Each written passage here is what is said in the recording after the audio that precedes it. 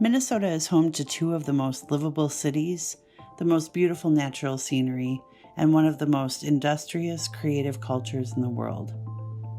In recent years, a thriving democracy of checks, balances, and an adversarial media have been replaced by political rivalries and corrupt officials, more focused on delivering for donors and interest groups than honoring the public trust. Increasingly, local media seems in lockstep with this enterprise.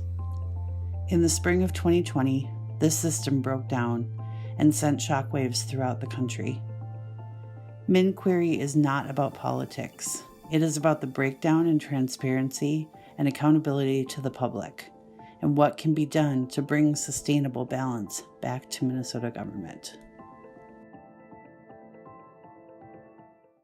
Hello, everyone. Welcome to another edition of MNQuiry. And today we are talking about an incredibly important subject, and that is the subject of police accountability, transparency, the people's right to know, and ultimately how we might restore the faith and trust in law enforcement that is so essential to our communities. A heavy task, and we have two fabulous people with us today, Val, to talk about exactly that. I am super excited to talk to both of these ladies because they are amazing. Yes, indeed. So we have with us Abigail Cerra, and Abigail comes to us with a rich experience as a public defender for 5 years, from 2011 to 2016. But is now also the pro bono coordinator for Wells Fargo. Welcome. It's so great to have you with us. Thank you. I'm really excited to be here. And of course, Abigail will be speaking to us specifically for her really groundbreaking work on the Police Community Oversight Commission. Abigail having been a member of that only since January 2020, but doing some really good work since that time. And that work, Isabella, led, of course, to your phenomenal work as staff attorney for the American Civil Liberties Union Minnesota branch, your work in the Police Accountability Project, but most specifically the recent filing of the lawsuit by the Minnesota Committee on Government Information against the Minneapolis Police Department and other city officials. Yes, I'm so thrilled to be here. Thanks so much for having me. Absolutely. Thank you so much. And then in the interest of full disclosure, I am a board member of the Minnesota Committee on Government Information. We've had them on our show, Val. The work that I can say we do, because I myself am a board member. You are one of the ones. We feel is incredibly important, and it really fits this program and what we're trying to accomplish in this program. This program is all about accountability and transparency and opening up democracy so people can have the information they need to advocate for better governance, and in this case, better policing. So Abigail, I'm going to start with you. So you were a public defender for 5 years. Yeah. Are there experiences that you had that you could share with us as a public defender that maybe led you to some of the concerns you've raised at the Police Conduct Oversight Commission? Cases you've had, experiences you've had, how did that work in any way shape your concerns in terms of police accountability? Well, if it did, maybe there are other experiences. It absolutely shaped my concerns. I mean, it's what even put me in the space of police accountability and even kind of thinking about it. And the world looks much different when you put yourself right into the world of, criminal courts and interacting with all different kinds of people, police officers, probation officers, judges, that whole world. I worked in Hennepin County, Minneapolis. So in particular, I worked with the Minneapolis police officers almost exclusively. That was almost exclusively who the witnesses were in these kind of cases. And I saw a lot of things, and I can kind of put them into different categories. One category is just as a society, we really don't have any kind of support system, or not a strong enough one, for people with mental illness, particularly individuals with serious and persistent mental illness. So you can't just like send them to therapy and they're better, or give them Xanax and they're better. It's like much more is needed than that. So we don't have a support system, but we ask police officers, demand police officers to respond to them, and then the results are often catastrophic. It's just terrible, and it's not the right way to deal with it at all. And so one reason I wanted to be on the Police Conduct Oversight Commission was to focus on the interaction between police officers and individuals with serious and persistent mental illness, and how can we improve that? How can we, I mean, it's just not a good relationship. Like how can we fix that, make it better? Another issue I constantly saw was a lack of access to data and records, which is of course your interest here. In the criminal defense space, it's referred to as Brady data, Brady Giglio. You're looking for information where a witness, in this case a police officer, may have been untruthful, may have committed a crime, may have impeachment evidence, essentially. History of excessive force, anything like that. And you're entitled to it in criminal cases. But I could never get my hands on it. And the city attorneys and the prosecutors would just, they would do anything they could to prevent that data from being turned over. And that's an issue for lawyers, not necessarily rank and file police officers, but, it's of course very much intertwined with tied together. Yeah. Absolutely. And then, quite frankly, I had quite a few clients who were just, the police beat the crap out of them. They'd come to court in the morning and they've got a black eye and their lip is split. And I'd have an investigator come down to the jail cell and take pictures of them just to document kind of like the physical shape they were in when I met them as a client and what happened. And the tendency of the prosecutors to charge those individuals with resisting arrest, obstruct, assault on an officer, when it was clear that the officer had been the aggressor. So those are, and there's a lot of more nuanced issues around that, but these are the things that I encountered and things that I really wanted to focus on when I joined the commission.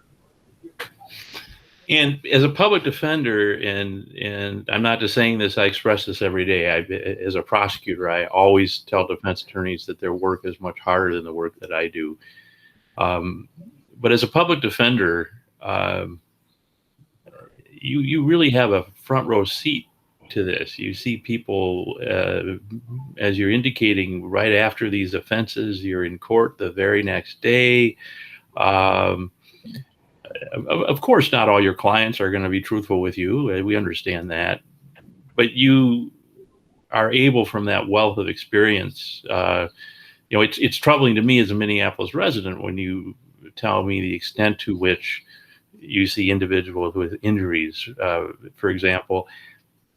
That should not be, and I don't believe it is, standard operating procedure. I don't have blinders on. I know I work in a different county, and I know that the officers I work with aren't perfect too, and there certainly are officers who misbehave, I'm certain. But I can honestly say that that's not a phenomenon that I see. And so I think one of the things that's a bit of a challenge is, to what extent are some of these things that we're seeing in the MPD, not that they're not present elsewhere, but there certainly is a sense that there was a much more serious issue in Minneapolis than in many other, if not most other jurisdictions. Do you think that's fair to say? I do, and it's kind of interesting you brought that up. My father-in-law was a St. Paul police officer for 33 years. And in fact, he did the last 5 years of his time as internal affairs. And he said, I don't know what the hell they're doing in Minneapolis. Don't mess with them. He commended me for doing work on the commission. He thinks it's really important. He thinks things are much different in Minneapolis, even than St. Paul, even just, across the bridge, essentially. So, and I've only worked as a lawyer in Minneapolis, so I don't have a fantastic frame of reference, but I have had lots of other police officers from Mendota Heights, Duluth, some other cities in town, when I'm doing this work, contact me and say, yeah, I don't know what's going on in Minneapolis. Well, and just from, I'm not a lawyer or a cop or anything. I'm just a public citizen of Minneapolis. And I can tell you from my experience, that's the word on the street too. People, the community's interaction with our police officers reflects that as well. Other cities don't seem to have the same engagement. So, and Abigail, I know the ACLU nationally, of course, is involved in a lot of different departments. And I don't want to go to the extreme of saying that Minneapolis is the only department that has problems. Of course, we know that's not true. But the reason I raise that, and I'm acknowledging my own bias because I do work with law enforcement, is I do think that there's unfortunately this sense that if you criticize one police officer or even one department, that you're criticizing every police officer in every department. And how do you address that in the work that you do to try to make it clear to people that this is not about indicting all police or all departments, but changing systems where they desperately need to be changed? That's an excellent question, and I would love your feedback on it. I think I could do it better. I think we could all do it better. It's very, very hard because some people that is just their way of thinking. That if you want to change anything about policing, even something that would benefit police officers, such as providing mental health care so that officers don't have to interact with individuals in a crisis, like that would actually be beneficial to police officers. Absolutely. Many people interpret that nevertheless as a knock on the officers. And even when we're just trying to say, hey, this is a societal problem and we just need to wrap our arms around this. So it is very tricky. I do get emails from people with all different kinds of perspectives and ideas. Some are saying, yeah, keep going. Some are saying, Blue Lives Matter, and you're saying Blue Lives don't matter. Even when my father-in-law was a cop, my husband's a first responder, I very much do not, that's not my orientation at all. Right. So I guess what I try to do is just keep conversation open. I respond to every email I get, just say like I'm here. Anytime someone wants to interview me, I give every interview to like every media source, every student, everyone like that. I think the only way to address it is just to keep the discourse going. And even if there's disagreements, just keep pushing forward. And, perhaps naively, perhaps optimistically, I just feel like eventually if we keep talking about it, we will get to a larger understanding. So you brought that understanding to your work on the PCOC, and maybe you could just give us a quick primer for those in our viewing and listening audience as to exactly what the Police Conduct Oversight Commission is. Yeah, okay. The Police Conduct Oversight Commission is a volunteer commission in the city of Minneapolis.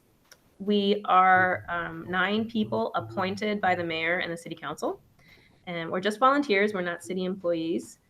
We meet once a month in the full commission, and then we also have some subcommittee meetings as well. And our mission is to provide public access and public input into police oversight, to really bring that public discourse to the oversight space. We invite public comment. Individuals are welcome to come to make suggestions, to ask questions, that kind of thing. And we make recommendations based on research and study.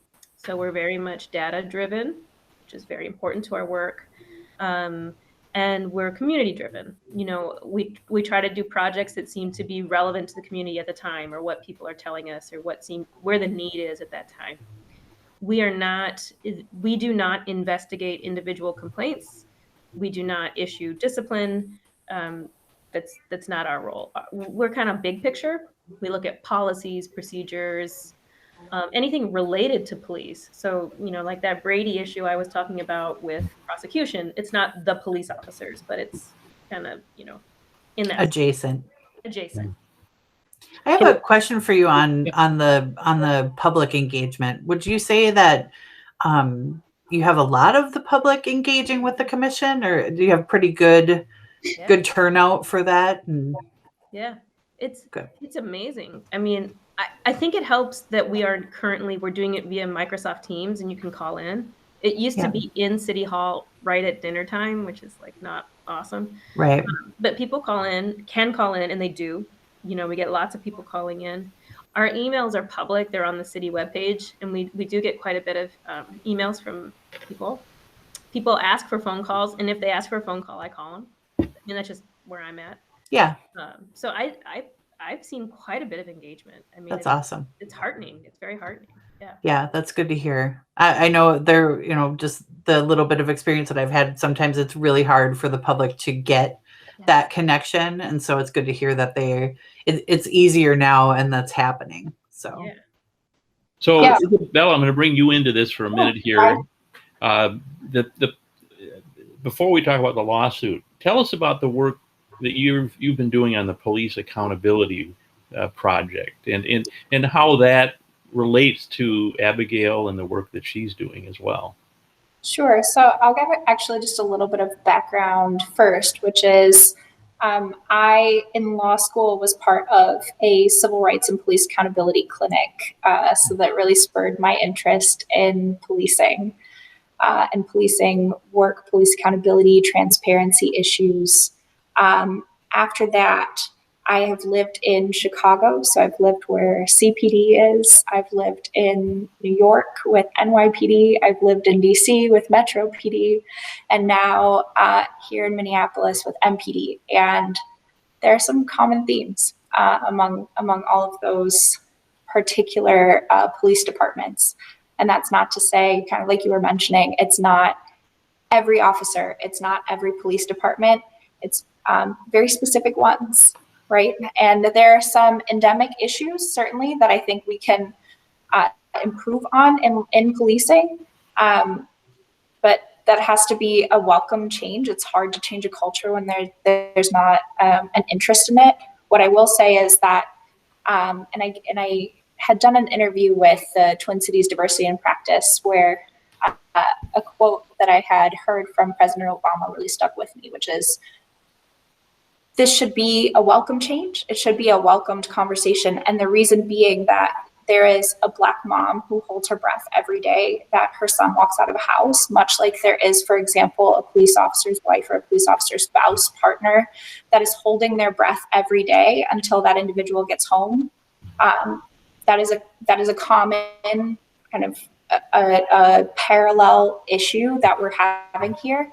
And if we do this improvement, we can give breathing space for these individuals that are waiting at home. So it's really that kind of background that I bring into this work with me while when I joined the ACLU last year in February. So I've been there for a year and a half or so as well. And now I really focus on, okay, what are some of the main issues that we're seeing, not just in government, but for me, my practice primarily around policing, police accountability, transparency work. And so what are the various issues, not just that we can litigate, but do advocacy on, build community with coalitions, et cetera, to really bring this transformational change that we need to, as you said, Paul, really restore faith in law enforcement. I mean, no matter what, if there's going to be a public safety, public service component to government, then we want the community to be able to trust that. Otherwise, it really breaks down how we relate to one another. So Isabella, and I know Val, we'll be talking with Abigail and Isabella a lot about this, but I'd be willing to bet every campaign for mayor in every major city in America in the last 25 years has talked about police reform. Oh, yes. And yet we seem to get almost nowhere. Yes. We hear a lot of talk. You know, Bill de Blasio in New York, for example, and I'm no expert on New York politics, but most people would say nothing has changed in the NQB, or very, very little, even though that was a huge issue when he ran. It's an issue again now.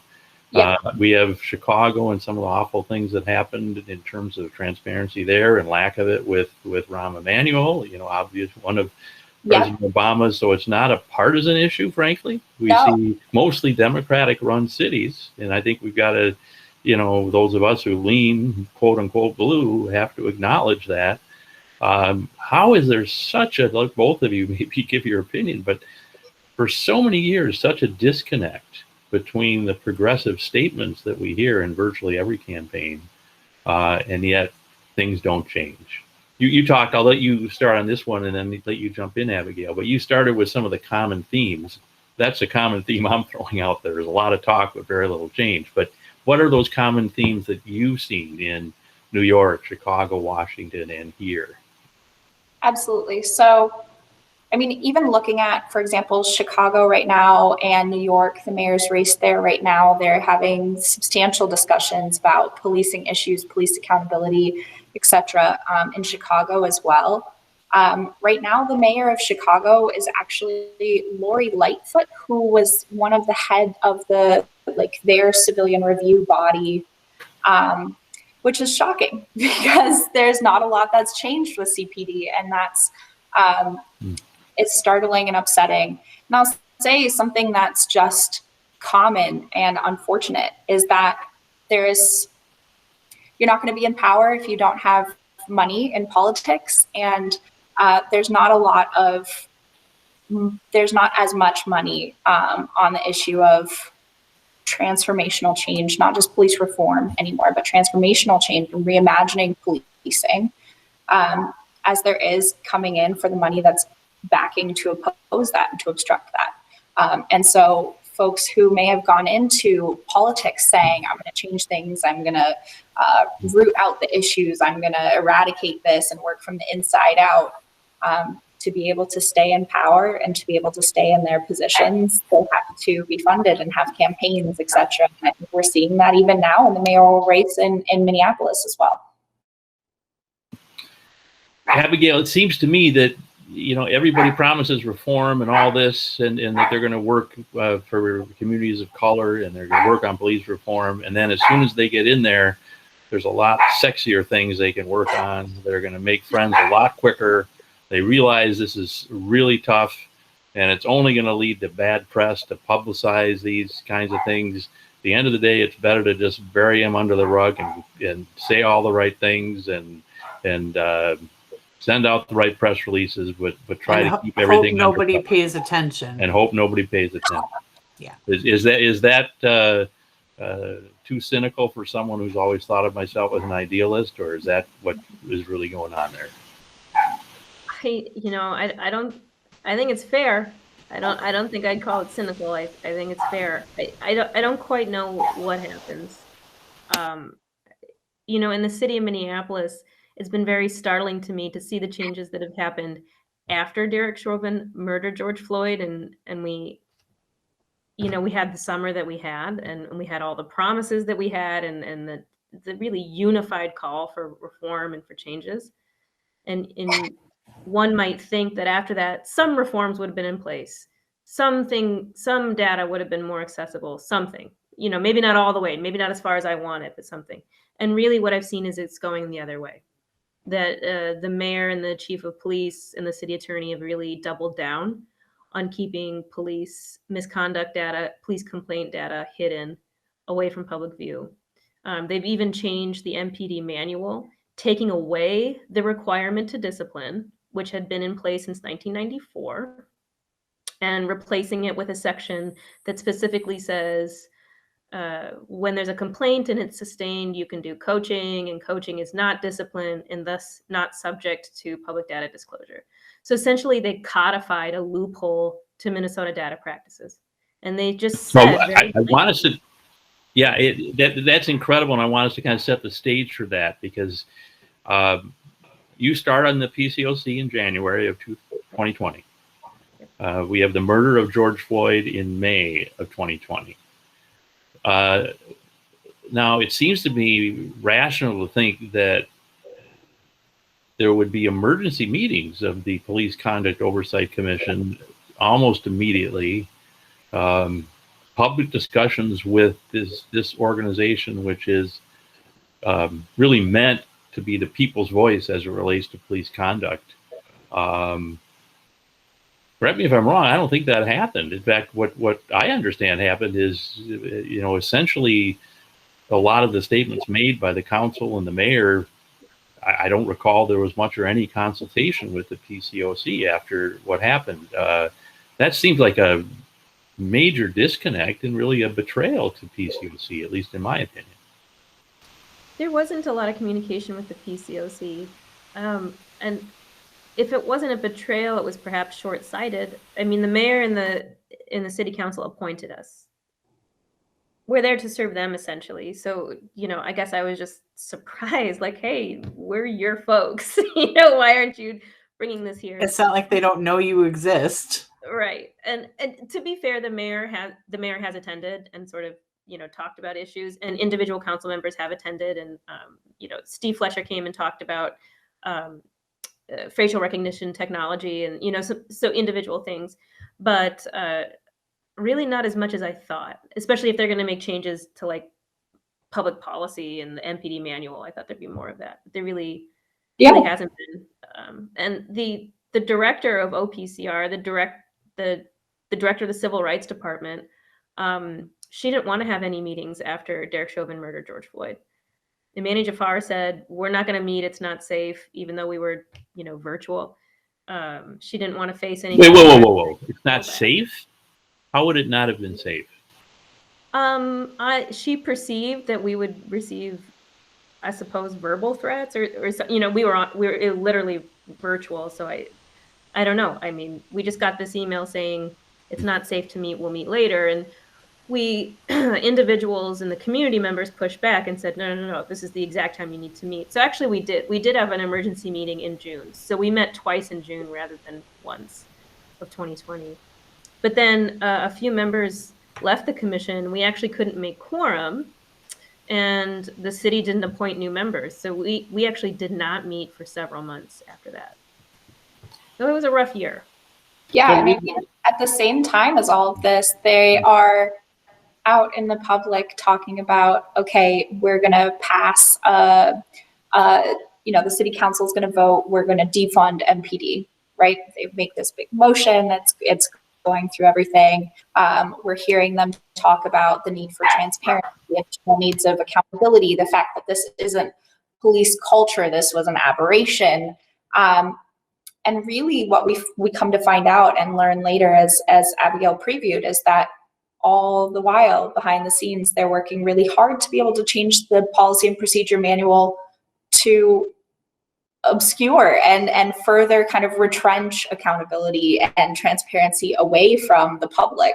And that's really not just disheartening, but makes it just compounds this lack of faith and this belief that there's going to be impunity and continued secrecy. And I mean, we've had a number of news reports shedding light on different kind of political backing, money, dark money, right, PACs, etc. And so it's a scary thing. It's the fact that, your public officials are out making statements to some effect, saying one thing, and in a back room when the doors are closed doing something completely opposite. Yeah, it seemed to me that the call to defund police, frankly, from my opinion, and Val's heard me speak about this, it was collectively the mayor and the city council, this is their police department. And it almost seemed as though part of the message is we are disassociating ourselves from our own police department. Don't blame us. There's no way to correct this that we're capable of doing. And to me, that's not, when you run for mayor or you run for city council, isn't one of the most important things you do is to manage and supervise the police department? And if these things happen, you should be looking in the mirror, it seems to me. No, they just went into hiding mode. Frankly, is a cop-out. Let's just get rid of police, which we know can't happen, frankly. No, your job is to fix these systems, and you're not doing it. That's how they went into the mode of hiding the fact that they have not been fixing these things, even though they've been brought to their attention. They've had, recommendations for years and years and years to fix these things, and they didn't. And so instead of mea culpa and own up to it, they went into fix mode and hiding everything. And just like you said, going and making backroom deals and not being honest. Right. I was told, I was, one of the things that was stated at the Derek Chauvin sentencing that sent chills was that Derek Chauvin had a stellar record as a Minneapolis police officer. And you know what? That's actually true. If you look at his discipline record, he has, I think, one mark of discipline. That's a minor mark of discipline in 20 years. How does someone like Derek Chauvin have a stellar record as a Minneapolis police officer? I would say it's all in how you measure those things.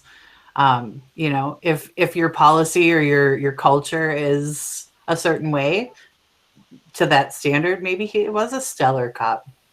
Well, let's get down to brass tacks. Let's get down to the issue that led to the lawsuit now. And your detective work, Abigail, maybe you want me to call it something different. I don't know. It's not that people didn't know coaching had been going on, but you started asking some very uncomfortable questions at some point. Yeah. So, I would just like to take a moment and say what I really wanted to work on was mental illness and interacting with people with that was like the thing I wanted to work on. I didn't want to do this like coaching stuff or whatever. It's just that it kept coming up and it was so in our face. Like one of my colleagues said, this is so in our face. How can we not talk about this at a commission meeting? Everything led to coaching. 90% of sustained complaints. So complaints that were investigated and found to be true resulted in coaching. We would see very egregious case samples come across our desk of like, here's a sample of the kind of discipline that happened this month. It was like very egregious misconduct, coaching. And all of us are like, what the hell is coaching? Like, what does this even mean? I don't even know what this means. And so all I said was, what is coaching? And then no one wanted to answer me. And then my lawyer brain like kicked into overdrive. And I'm like, oh, this is a problem. Like, this is a problem. And then they kept saying like, well, we can't tell you because it's not discipline, so it's not public. And then they started quoting data practices to me incorrectly. And then I'm like, oh, there's a big problem. There's a big problem when you start, telling me the law and you're wrong. It's a big problem. And the further I looked, what I discovered is that they had been using coaching. I mean, this is not the first group of people to use it. It had been in place for some years, but it was sort of off the books, or it wasn't quite off the books, but they weren't following their own policies. So at that moment, the summer of 2020, before Jacob Fry changed the manual said, if there is a violation of the code of conduct, you do some misconduct, whatever it is, there shall be discipline. The chief shall issue discipline. It's a requirement. It must happen. And there were 4 levels of discipline, A through D. Coaching was nowhere, coaching was not part of that, not mentioned at all. So then I said, well, if this is your manual, which you wrote, I didn't write, why are you not following it? And the answer was because if we follow it, then all of this stuff would be public, including numerous acts of excessive force by Derek Chauvin, among others. And they just don't want that to be public. And so did somebody actually admit this to you, Abigail, that was the reason?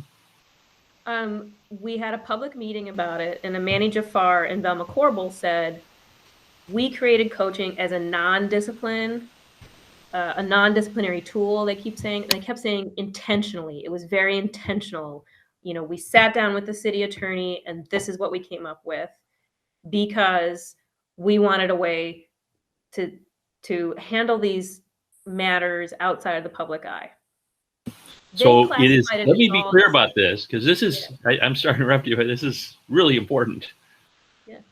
It's about as close to a smoking gun that you could have. This is in a public meeting. Yeah.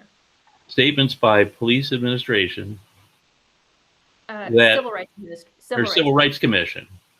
but statements by city staff that this particular category was created in large part out of a desire to see that these incidents remain non-public. They kept using the word intentional, which, you know, as an attorney, Paul, you fall out of your seat when your client's like, I did it on purpose. You're like, stop saying that. You know, yeah. I was going to say, did the city attorneys approve this conversation? Because I can't imagine that they would allow them to say something. You know, I don't know. And they kept saying it, and then and then that's when I really dug in, because then I'm like, well, oh, then this is fraud. I mean. So one of the things I've done, Abigail and Isabella, it's been a long time, almost 12 years since I've been on the city council, but I've looked back at some things that happened towards the end of my time, and tried and asked myself the question, should I have seen this coming? Because I remember the conversations about coaching. Chief Dolan talked about coaching. And there was never a conversation about the Data Practices Act, though, in fairness. I suppose if I would have thought of that issue, maybe I could have raised it. But I'm pretty certain if somebody had said to me that we want to do this so this information doesn't become public, that I would have said, wait a minute, that's not appropriate. But that's not the way it was sold. It was sold at its inception as this really nice management tool that we're going to teach people and mentor them, and, you know, all that kind of corrective stuff versus disciplinary. Exactly. Yeah. But now what we have every reason to believe is that the private and now maybe becoming public motive had very little to do with personnel and HR, and everything to do with keeping this private. And Isabella, that actually relates, of course, to the lawsuit, because as I understand the lawsuit, there is an allegation that this is intentional. And if it is intentional, the remedies and the damages are more severe. Is that fair to say? That's right. Yep. So there's an intent to obviously dissuade this from happening, right? If they're found to be a willful violation, the idea is, okay, I'm going to impose a penalty so that you don't do this again. Maybe some sort of corrective or disciplinary motive, to be witty about it. But I think, and to Abigail's point, this is not the only city official that said this from the Civil Rights Department, right? We've alleged in the complaint that there are other individuals from the Minneapolis Civil Rights Department that are also saying that Chief Arredondo is imposing coaching specifically with the intent that these facts are coming to light. And that's a really clear intent to subvert and to flout the obligations under the Minnesota Government Data Practices Act. And so that's why we brought the lawsuit, is we don't think that you're just violating the spirit, but the letter of this law. And Derek Chauvin and the other former officers of the Minneapolis Police Department are really clear examples of this, where if there really was no discipline, not even coaching, of an incident prior in which you are using, prone restraint, chokeholds, neck chokeholds with your knee, except anything really of this nature, and there's no discipline that you're using it against a 14-year-old, that is terrifying. So I want to jump on that, because the Federal Department of Civil Rights is now reviewing the possibility of criminal civil rights violations, as I understand it, related to an assault on a 14-year-old juvenile with a flashlight. At least, I don't know if the video is public. I don't believe it is, but followed by, as I understand the allegations, perhaps as much as 20 minutes of a similar restraint as what happened to George Floyd. As I understand it, this juvenile similarly, according to reports, saying that he was having difficulty breathing. Yeah, that's what I'm reading too. And I think what we're seeing and really, what became apparent through the Attorney General's filings in the case against Derek Chauvin is that there is a record out there somewhere flagging the most egregious conduct by these officers. And if that record exists, not only does it need to be public, but as Abigail's saying, its Brady material needs to be turned over to defense attorneys, right? Anytime these officers are getting on the stand, if this is something that would later turn around and be used as what's known as, Spiegel evidence in criminal cases, and really to say, hey, there's a common MO that these officers use, for example, then why wouldn't that be public? Why wouldn't that be turned over to defense counsel? Why does the AG, the city attorney, the county attorneys, et cetera, have access to these records? The Hennepin County public defenders don't. The public doesn't. Abigail, that's what you were saying earlier, as it relates to some of your public defender clients.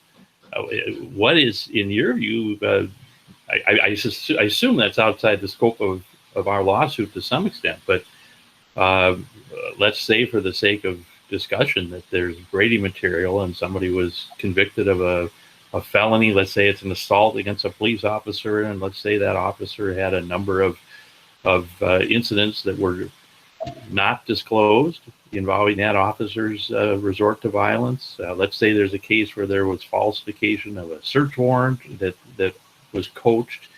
What is the possible liability in your view or exposure of some of those criminal cases that could even be reopened if some of this information is made public? The liability is staggering.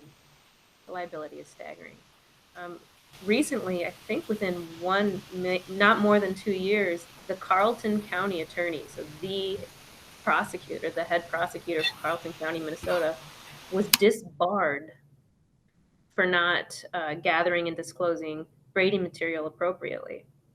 And in that case, I believe it was not as far-reaching as what I'm seeing with Derek Chauvin, for example. Or at least what was described in his disbarment.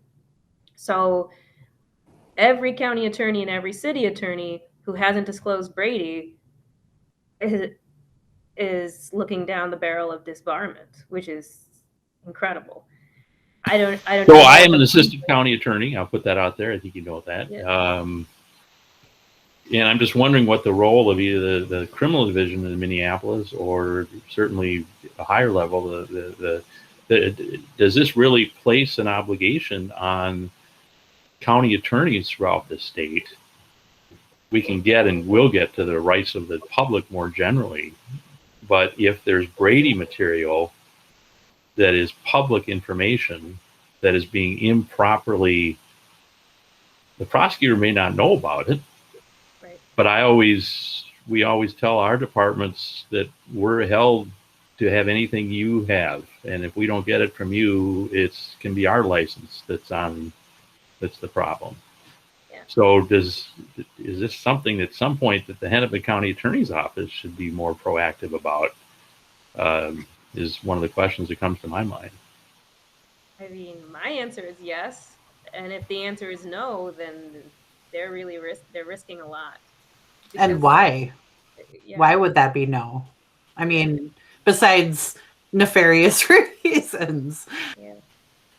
So, Getting to the public interest too, though, is that it is so crucial. I mean, we have a number of factors here, which is number one, transparency in courtrooms that builds trust for community, right? We watched an entire trial and really the first of its kind, and having that type of access to courtrooms is unprecedented with the exception of, watching videos of the O.J. Simpson trial, et cetera, right? And we're seeing what an effect it had on the community, such that courts now are looking at changing the rules of having this public access to courtrooms. And that's really what we're talking about here, is shedding light and bringing community into government and into these spaces so that they know what's going on and also who are our public servants. And so really bringing it back to our lawsuit on behalf of MNQuiry is it is imperative and belongs to the public to know who are the public servants working for them.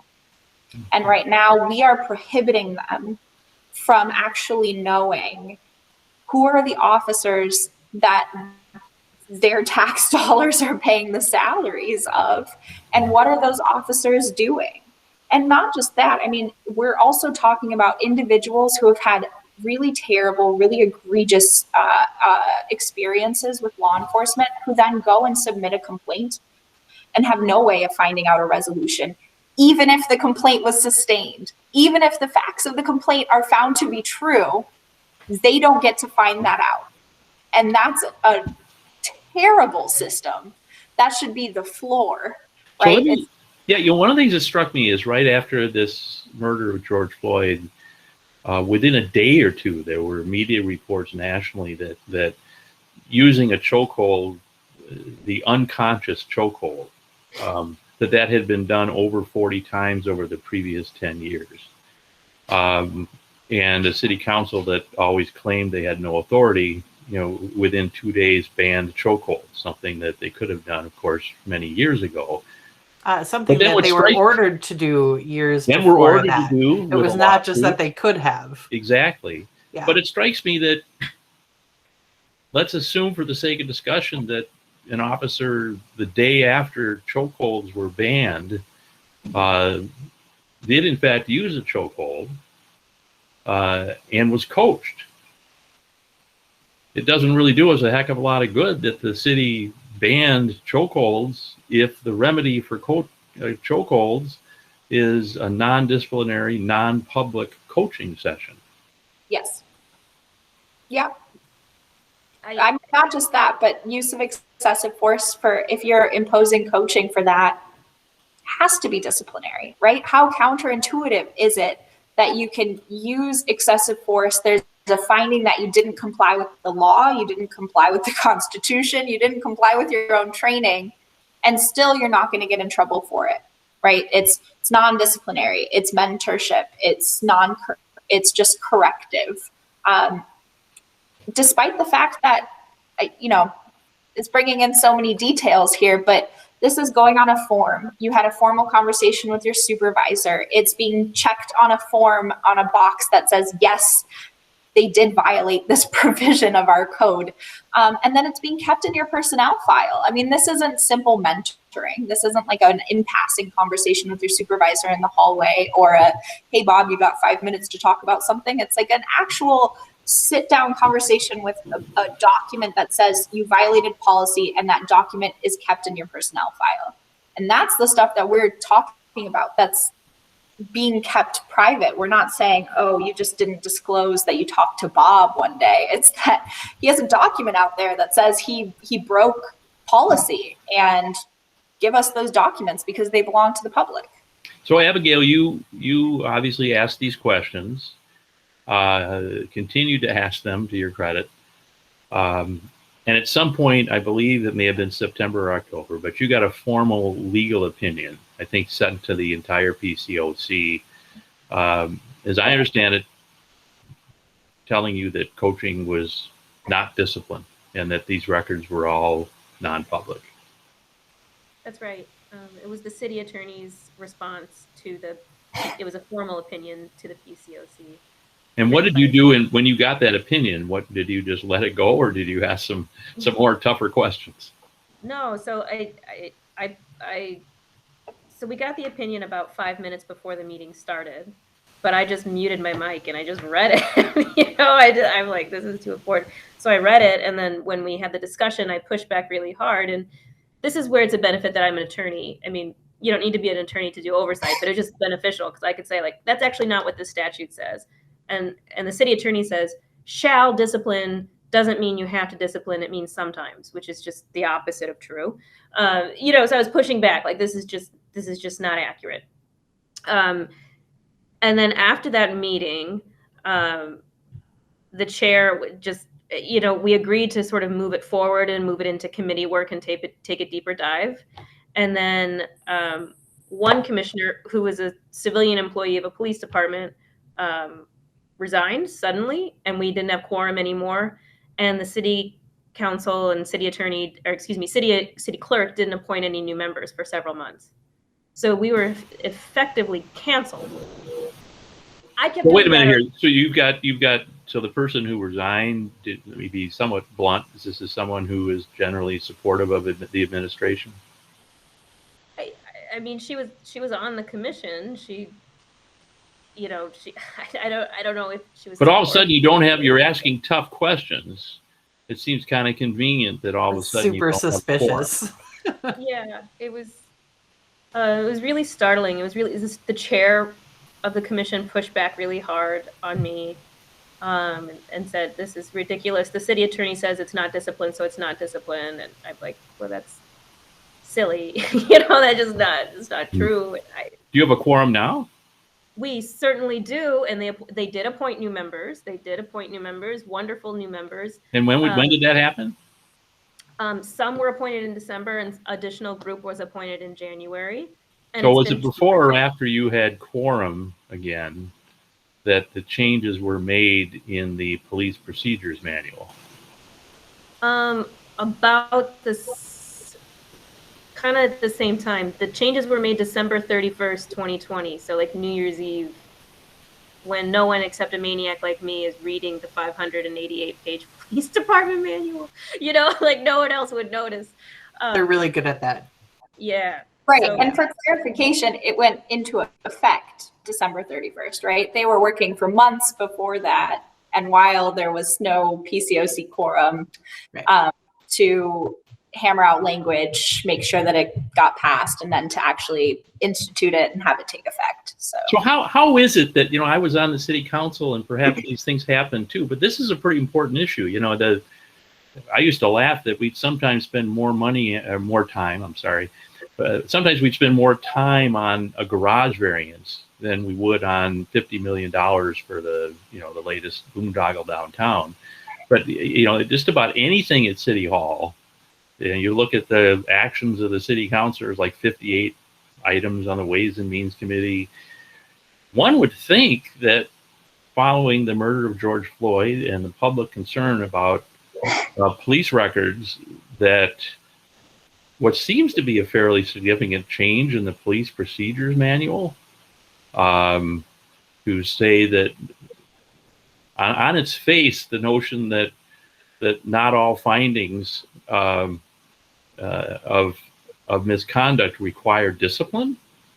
Not only does that seem like something the city council would vote on, it seems like something that would be on the front page, but there was never any council action or mayoral signed action on that. How does that come to pass without not only no discussion, but no action by any of it seems like everyone's kind of washing their hands of the whole affair, and it just got done kind of behind the scenes. Yeah. Yeah, go ahead, Isabella. No, go ahead, Abigail. Go ahead.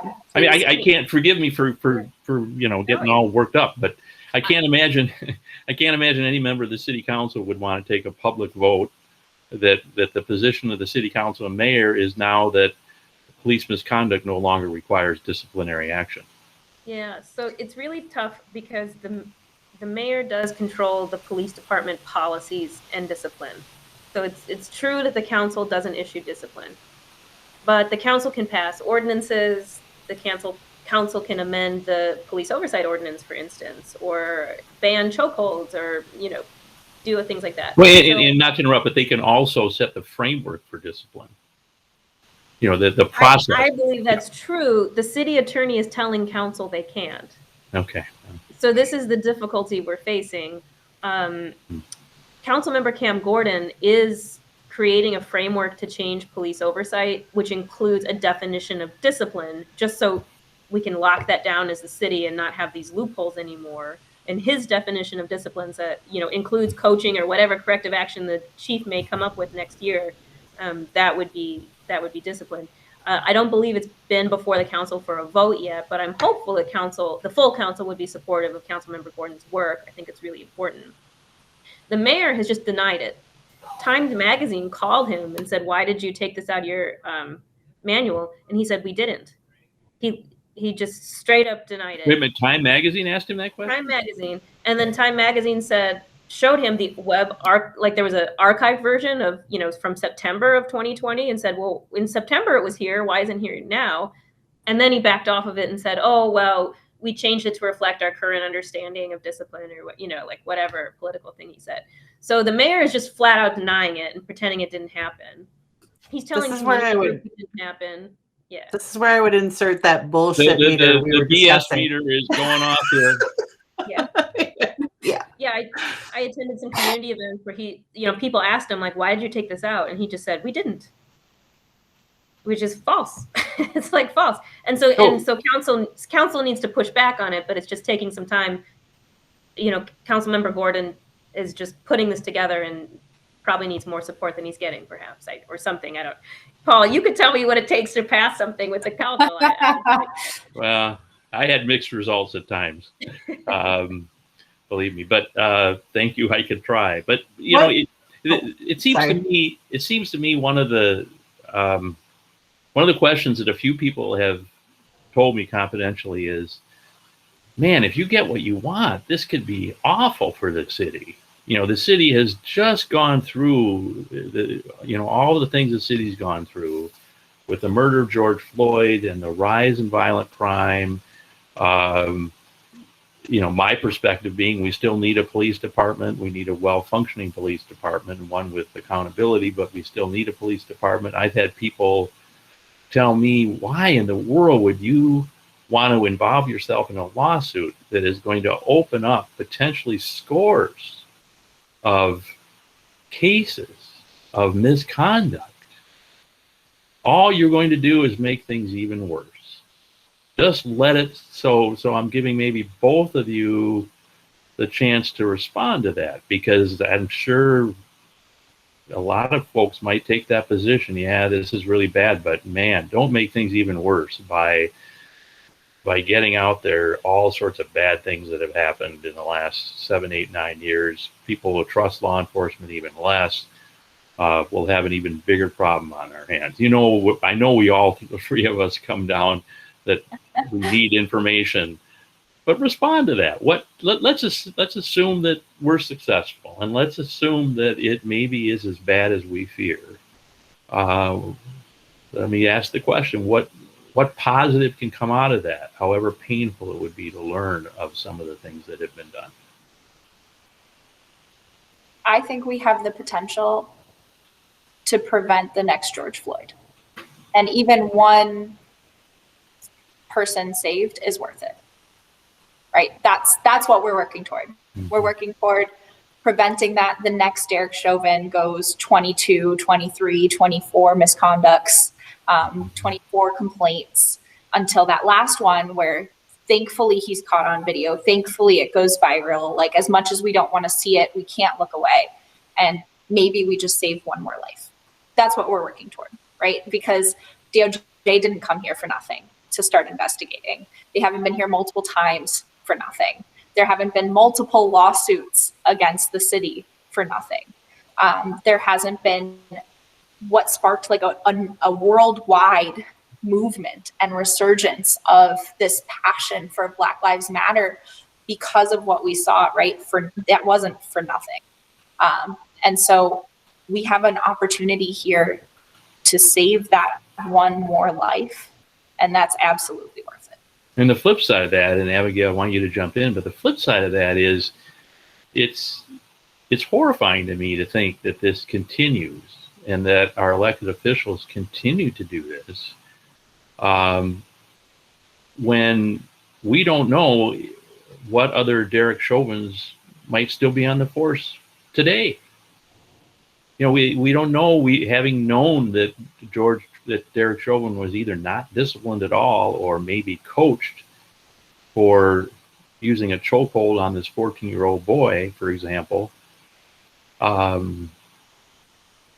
I would think that all of us in Minneapolis, but certainly elected officials, should be living in a daily fear of what we don't know. And aren't we morally complicit as people living in this city, and certainly elected officials, for the next Derek Chauvin when we are intentionally ignorant of what has happened in our department? I think the answer is absolutely yes. And I think there's a 0% chance that Derek Chauvin was the only one.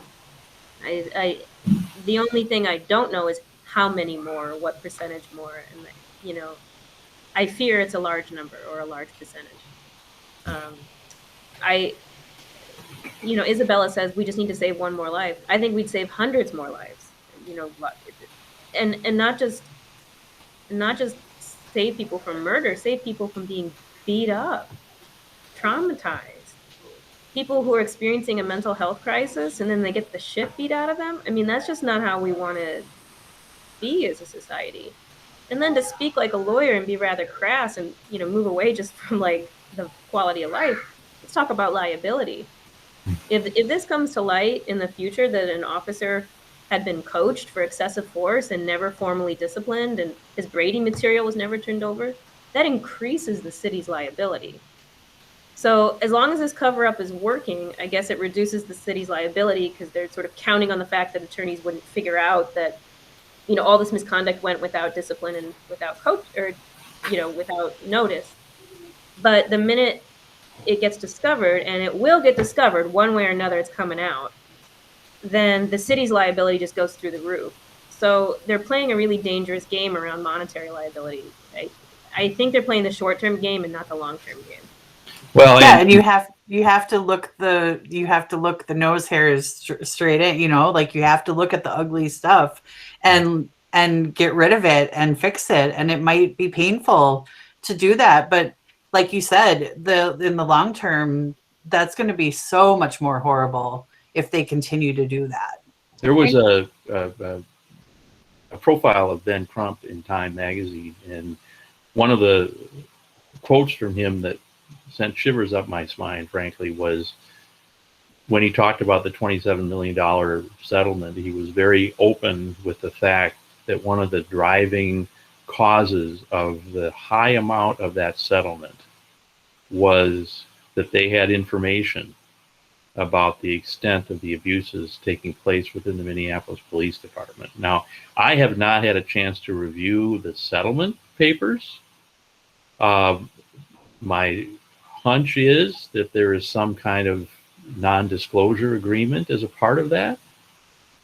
How can it be okay for, if any part of that settlement, and we're not talking now about the value of George Floyd's life, we would all concede you can't put a price on that. But I think we're being naive to think that the only reason that settlement was that high was because of that legal liability. It was because of concerns, and I think that was true in the Damon case too. Settling those cases prevented this from becoming public. Mm-hmm. Yep. And I can't think of another reason why you do it the way they did it if that weren't the case. I mean, the other thing is, kind of like Abigail mentioned, it is short-sighted because it is very costly when you lose this game, right? You're talking $20 million, then $27 million, whereas, regular kind of excessive force cases, frankly, they don't pay out that much. So if you were actually just settling these cases and not trying to hide everything from the public, et cetera, your exposure is actually a lot lower if you're paying out those front end costs. Not that we want to talk about it in economic terms, but that's just the truth. So we'd like to get to a point where it doesn't take a lawsuit to get the city council and mayor to do the right thing. But unfortunately, that's where we're at. And Abigail, because of your great work, we now have the litigation. And Isabella, you have filed a very, very eloquent, I think is my word for it, lawsuit. Can people find that or details about that, and how might they do that if they're interested?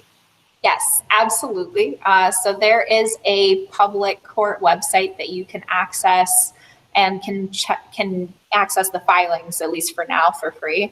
And so if you're looking at Minnesota, I think it's MCRO. You can go online and download everything. And the case number is 27 CV 21 7237. And all the documents so far are being uploaded there that you can just download and have access to. So it's 27 CV 21 7237. Yes. And you can get a copy of the complaint and review it, the filings in it. The city, as I understand it, has recently asked for an extension on their response, so we've not gotten a response yet from the city. That's right. So we're looking at a response. Latest would be end of day, so midnight on July 13th. So be on the lookout. Abigail, I'm asking you maybe a political question, or maybe all of us a political question, and that is, you know, I've talked to a number of candidates even running for city council, certainly, and it's been interesting to me how few of them, even if they're challenging incumbents, seem to want to talk about this. I can't think of a bigger issue than this issue. How do we make sure that this issue becomes the important issue it needs to be? We've obviously got a lot of conversations about different charter language. No matter who runs the police department under the charter, if this travesty of keeping public information non-public continues, we're not going to have the reform we need. How do we increase the status of this issue and put it top of minds with voters? Oh boy, I wish I knew the answer to that one. I mean, this podcast is terrific. You know, lots more people are going to hear about this. It's not just going to be inside baseball with me and Isabella calling each other and saying, "Did you see this? I can't believe this." We've got to just keep talking about it. And now that it's campaign season, I think there are more of these sort of like community forums and meetings in the park and that kind of stuff. And I think folks just need to ask the question, what are you going to do about oversight? Just don't make it wonky. Just what are you going to do about oversight? Okay, I want to vote for your charter amendment. I want to put the police department or move it or put it into the council or whatever. What would you do differently with oversight? You know, I think that's a very fair question for the council. What do you think, Isabella? Listen, I think that the more people who are showing up for the hearings in this case, for example, and demonstrating community interest in this case, and wanting to be able to see it move forward and make sure that the process is transparent as well, access to the courtroom, asking questions, be sure to email. Kind of like Abigail, I have a policy where if you're going to take the time to send me an email, I'm going to take the time to send you a response. Doesn't mean I can tell you everything, but I'm certainly going to do what I can. And yeah, ask questions of your elected officials. They work for you. You elected them. You put them there, right? So, and I think that's really the heart of our lawsuit, is that this information belongs to the public because it is city information of officials that the city of Minneapolis and the residents of Minneapolis elected to put them there. And so that's why we need a transparent government. And we know that with additional transparency comes additional accountability. You know, that's the heart of MNQuiry. That's the heart of the lawsuit. And it's really what's at stake here is whether our officials are going to be able to make these backroom deals and change policy manuals without telling us, or if they're going to have to come out to the public, tell them the truth, and really face up to what it is. And if that means that the public doesn't like what they're saying, then we're going to put somebody else in that office. It has been incredibly exciting for the board of MNQuiry to have the ACLU represent MNQuiry, because all of us believe so strongly that the right to information is a civil right upon which all those other rights really rely. If you don't have information, your right to petition your elected officials, essentially your basic rights of free speech are really somewhat meaningless. You can't advocate when you don't have information. Right. And so that's why this is so important.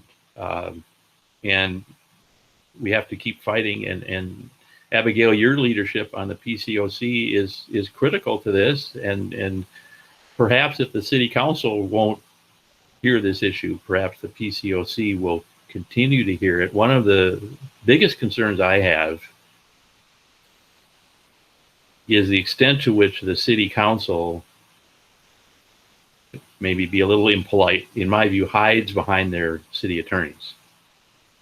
I mean, this is an issue of incredible public importance. And based on what I've seen in the past, my fear is that they will simply tell their constituents, we can't talk about that because there's litigation. And they won't meet about it in public. It'll all be behind closed doors. That's not required. There's this myth out there that if there's a lawsuit, public officials are somehow barred from talking about it. That's not true. It's incumbent upon them to decide, is the public interest here, does that public interest outweigh any detriment to the city's legal position? I don't think there could be a clearer case of that here. This needs to be discussed in public, whether there's litigation or not. But I fear that that's what we'll see. So it may be through the PCOC or other avenues that this issue needs to be publicly presented, because I'm fearful the council will not be willing to do that. And the hope is that if we're successful with this lawsuit, then it will prevent the need for more lawsuits, right? That if we're successful, what that means is you can file a data request and you can get that information from your government, and you don't have to be a lawyer. You don't have to do anything, right? You get to ask and they have to give it to you. And that's the goal. I agree with you, Paul, that there shouldn't be this need to hide behind a bunch of lawyers and say, oh, there's no comment because ongoing litigation. But the other thing is, up until this point, they were so confident and so blatant with their hiding of this public information that they've actually said a lot. And there's a lot out in the public sphere already. And already that is stuff that they need to be held accountable for. And that's really concerning.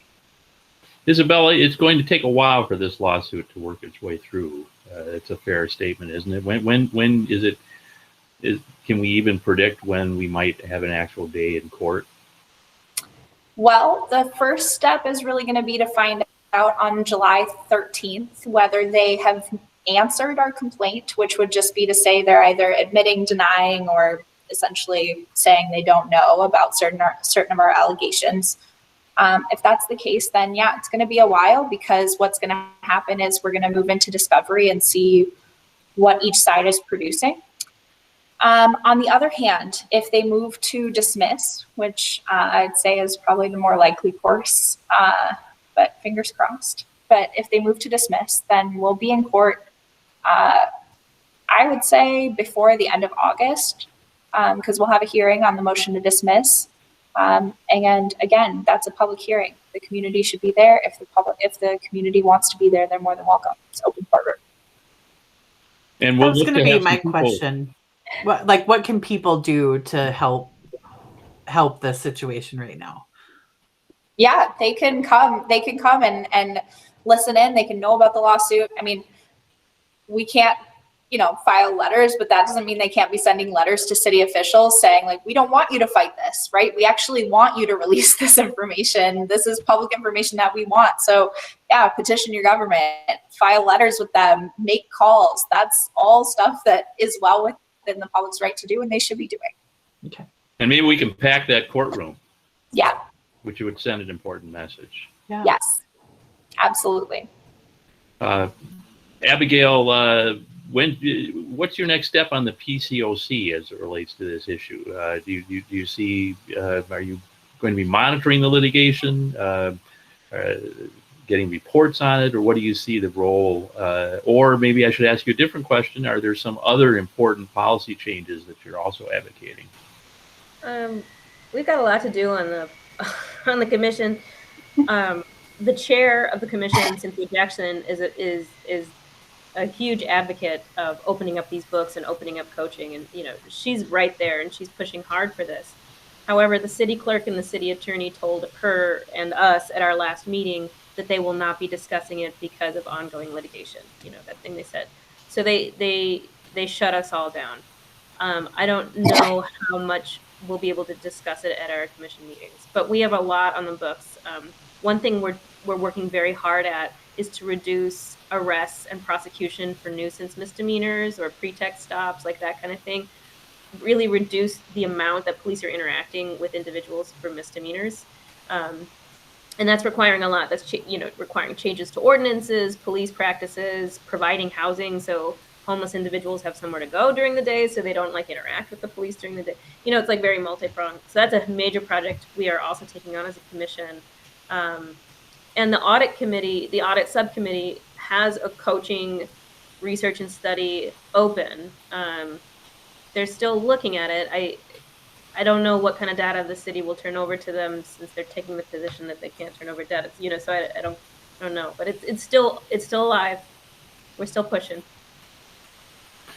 Well, this work takes an incredible amount of persistence, and I want to thank you both for your persistence. And this has been a really important conversation, Val, for us to have. Absolutely. And thank you so much for all of the work that you're doing and have done and continue to do. Well, and if thanks. you're a resident of Minneapolis, stay engaged in this issue. Really, really important, and so good to have these two incredible women with us who are really doing such great work. Thank you both Absolutely. so very much. Well, thanks for having me. I feel really honored to be on with all three of you, and especially Abigail, who was really kind of out front of this issue. So thanks, Abigail, for everything, for putting yourself out there.